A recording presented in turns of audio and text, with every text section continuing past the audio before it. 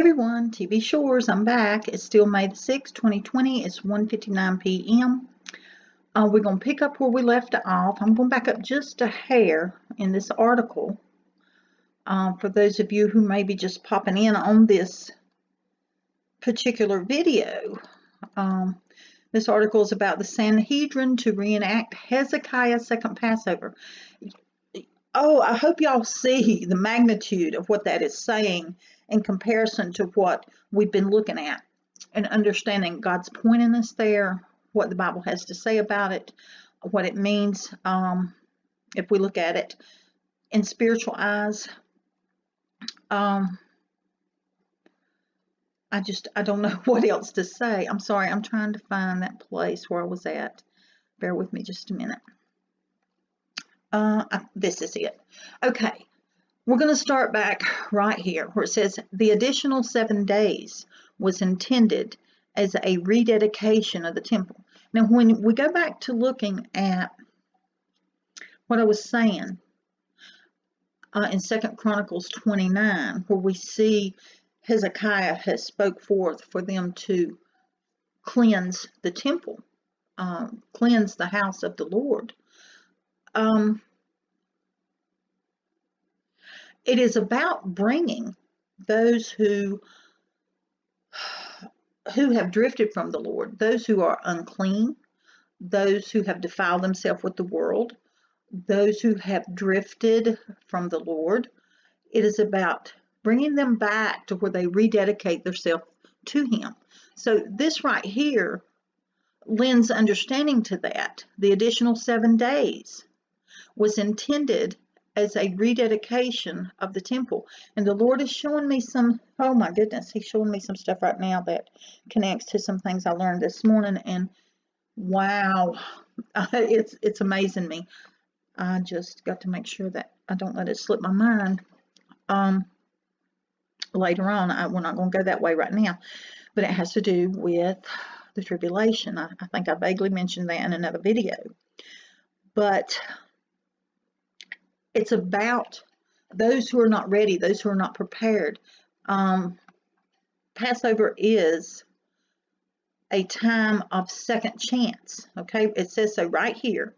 It says second Passover is the biblical equivalent of second chance, a rarity which especially relates to our current times. Okay, here we see what's going on in today's world, what's happening now, and how it relates to this that they're fixing to do about having a second Passover, as they did in Hezekiah's time. I mean, they're even calling it that, Hezekiah's second Passover.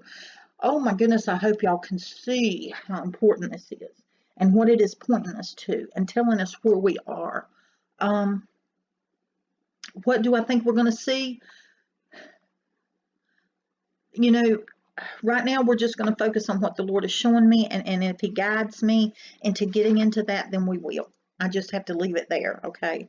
But certainly, God is showing us things. He's showing us we are in the time frame that we are going to see things happen. We are in the time frame that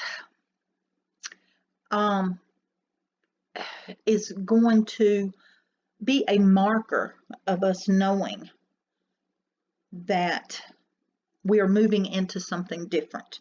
That's all I'm going to say at the moment. But anyway, back to this article. It says, in every other instance, bringing the Korban sacrifice in its set time is essential. Rabbi said the second Passover is the biblical equivalent of second chance, a rarity which especially relates to our current times. We need a second chance to fix the health of people around the world. See, this is in connection with the COVID-19. And so we have to understand that what's going on, it is about that shaking the Lord is bringing in, and it's starting now. We see it as we know that people are already drawing near to the Lord because of what they're seeing with this COVID-19. We see how it has affected things even in Israel to the point to where it has pushed them to do a second Passover versus Passover at its original time on Nisan 14th. So the situation in the world has pushed them to do a second Passover, as Hezekiah had in his time. So that is speaking volumes to where we are on God's clock, and I hope that you can clearly see that. It says we need a second chance to fix the health of people around the world, to reset the economy, to return to our biblical role of guardians of the planet. We need to step back from the excess of liberalism, which attempts to remove God, and replace it with the values that are actually anti-values. Okay, let's see. I'm going to keep reading. The rabbi noted that one of the chief motivations for Hezekiah to perform the second Passover was to unify the nation, which is important to the nation of Israel, which still has an uncertain political future, as well as the rest of the world, in which the majority of people are polarized and disparate, however you say that. Okay, so the Lord is showing something significant here, in that the times of the day, the times that we are in, are pushing it to implementing the second Passover in real time here on this earth. It's not just seeing it through the spiritual and understanding things are happening in the spiritual realm. It's manifesting. So that should say something to us. And we need to understand that there's a lot being said here within this article that I may go back and cover from a spiritual standpoint. But right now, we're just going to keep moving on for right now.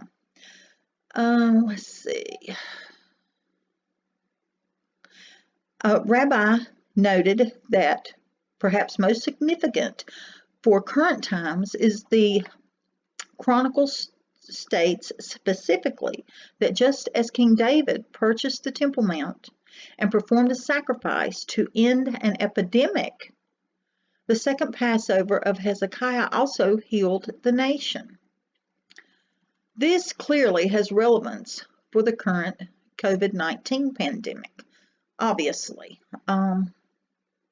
Even more surprising was that despite the Corban Passover being exclusively for the Jews, Hezekiah expressly invited the Jerem, I'm not sure how to pronounce that, resident aliens to take part in second Passover. And all these little nuggets lend understanding to things, and I can't trail off on every one of them, but we'll see where the Lord leads. The rabbi noted that one of the chief motivations for Hezekiah to perform second Passover was to unify the nation. And this is, when you look at it from a spiritual standpoint, this is the Lord trying to unify his church. Because one thing the Lord has taught me is that his church is not unified. We have everyone in different places spiritually where they stand with him.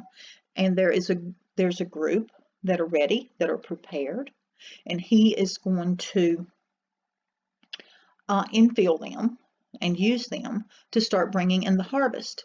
And I have videos on the harvest and things, but for those of you who maybe need a little refreshing or haven't become aware of it, clearly in the parables, Jesus speaks about a harvest time. And when you know that Jesus spoke about a harvest time, and you go back in the Bible and you try to understand what God is trying to show us about harvest, you can begin to see that God is setting a pattern of how he does things. And those that are ready, just like the crops that are ready in the field, the ones that are harvested first are those that are ready, that have matured to their fullness, okay? God will start with that group that is matured to its fullness, and he will harvest that. That's the first fruits. I've got some videos about that too. Then he will use them to go out and bring more in for another harvest and another harvest. So we have to understand God is not teaching us something that's done away with the rapture or catching away, so to speak. Maybe what we've understood the rapture to be has not been accurate. But God is showing us that his plan is far bigger than just a rapture. There are several catching aways. There are several times when his people come to fullness to him and he takes them. So it's about his plan being bigger than we ever understood, about his mercy and his grace and how he wishes none to perish, how he wants the last lost sheep and he wants the prodigal sons to come home. That's what Second Passover is about those who have drifted from him, those who are distracted in the world, those who are defiled by the world, coming back to him. So I'm going to cut this off here and we'll see where we go from here. I love y'all. Bye-bye.